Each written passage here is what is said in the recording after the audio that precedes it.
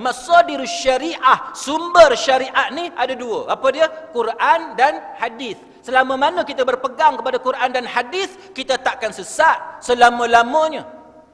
Kita takkan sesat, tuan-tuan. Tapi bila kita melencong keluar daripada Quran dan hadis, itu yang timbul masalah. Ni ada pula isu yang terbaru duk keluar dalam YouTube, orang duk sebar dalam Facebook. Ada, ialah selebriti dan tuan-tuan pun kenal dia, duk cerita pasal Bani Tamim.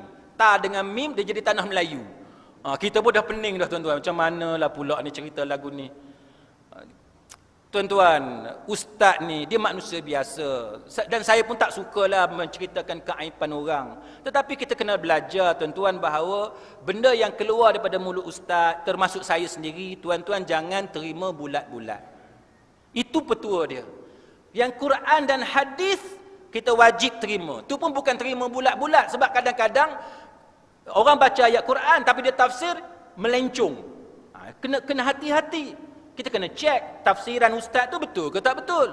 Memanglah bila kita cek dalam Quran ada ayat tu, tapi tafsiran tu betul ke tak betul, kita kena cek. Hadis bila orang baca dekat kita, kita kena cek hadis tu sahih ke, dhaif jiddan ke, hasan ke, maudhu' ke, apa ke, kita kena cek.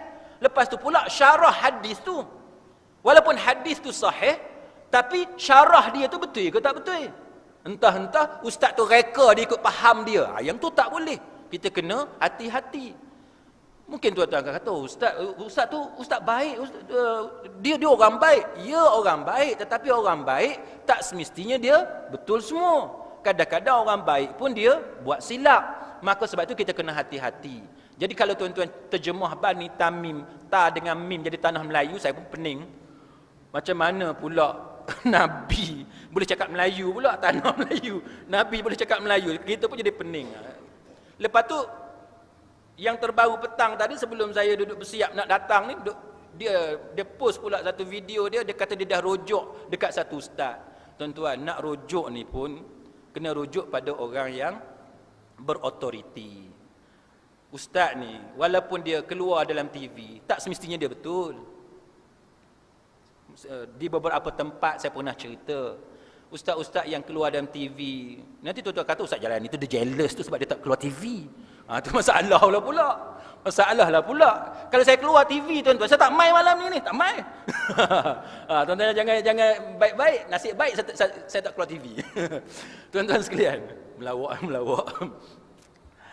Tuan-tuan sekalian, tak semestinya ustaz yang keluar TV, yang keluar radio ni dia betul. Sebagaimana tak semestinya saya ni yang tak keluar TV, tak keluar radio ni betul. Manusia ni semua dia sama. Tok guru pondok sekalipun, profesor kat universiti sekalipun, tak semestinya dia betul semua. Samalah juga dia belajar di Saudi ke, dia belajar di Yaman ke, di Syria ke, di Azhar, di Mesir ke, tak semestinya dia betul sebab dia manusia. Jadi kita sebagai talib, sebagai penuntut ilmu, kita kena cek benda yang kita mengaji dengan dia. Lepas kita belajar, benda yang kita dah biasa dengar, tak apalah kita tak payah cek. Tapi benda yang kali pertama kita dengar, kita rasa pelik, contoh. Kita rasa pelik, kita kena cek. Itu tugas talib, tugas penuntut ilmu. Dia kena double check. Kalau dia tak faham, dia tanya ustaz tu balik. Contoh katalah dia friend dengan Facebook. Ustaz, tadi ustaz sebut dalam kuliah tadi betul ke macam-macam ni? Kita kena cek. Ataupun kita cross check. Tahu cross check? Kita cross check, bukan check duit tu dah, bukan itu. Check mana kita periksa balik. Cross check maknanya kita dengar daripada satu ustaz, kita check dengan orang lain. Itu cross check. Mana kita check dengan orang lain, kita banding, kita compare. Itu cara kita mengaji.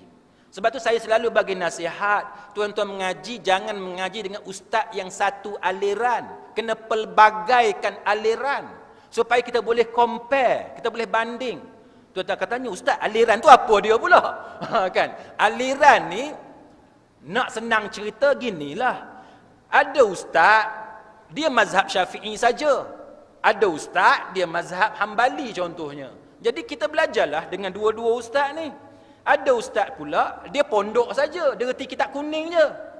Ada ustaz ni pula, dia pandai kitab-kitab Arab, kitab kuning dia tak reti baca. Bumi dia pergi baca bom, contohnya lah. Dia tak reti kitab Jawi kuning ni, dia tak reti. Kitab-kitab Fatani, petani ni dia tak reti. Kita belajar dua-dua boleh, baru kita boleh compare. Baru ilmu kita tu ilmu yang terpercaya, reliable, yang boleh disandarkan, yang boleh kita pegang. Sebab kita boleh compare. Itu cara mengaji yang betul. Samalah juga ada ustaz, tuan-tuan sekalian, kita tengok fiqh dia ni ketat. Ada ustaz pula fiqh dia mudah aja. Kita kena mengaji dua-dua supaya kita boleh compare yang mana kita rasa paling tepat mengikut Al-Quran dan hadis. Itu cara kita mengaji. Itu yang paling baik, tuan-tuan sekalian. Cuma tuan-tuan jangan buang masa dengan ustaz yang mengarut. Tu jangan buang masa lah. Yang tu jangan nak pergi mengaji dengan dia. Yang tu karut. Cerita yang keluar mulut dia semua karut. Benda yang merapu, yang tu janganlah. Itu buang masa je. Kita cari ustaz yang kita tengok siqah, yang amanah dari segi ilmu, akhlak dia. Itu barulah kita tak buang masa. Baik, sebab tu tuan-tuan sekalian, bila timbul kes-kes yang macam ni, lebih baik tuan-tuan double check, dapatkan second opinion, cari ustaz lain, baru kita dapat ilmu. Kesilapan tu benda biasa. Saya pun biasa buat silap, kadang-kadang baca Quran tersilap tengok. Kita bukan orang Arab, kan? Kita orang Melayu, kadang-kadang tersilap baca. Nak sebut hadis, nak sebut benda lain, pergi sebut benda lain. Bila kita dengar balik rakaman, alamak aku tersilap contohnya. Itu benda biasa yang berlaku kepada mana-mana ustaz, dan tidaklah saya berniat untuk memandang rendah kepada sesiapa.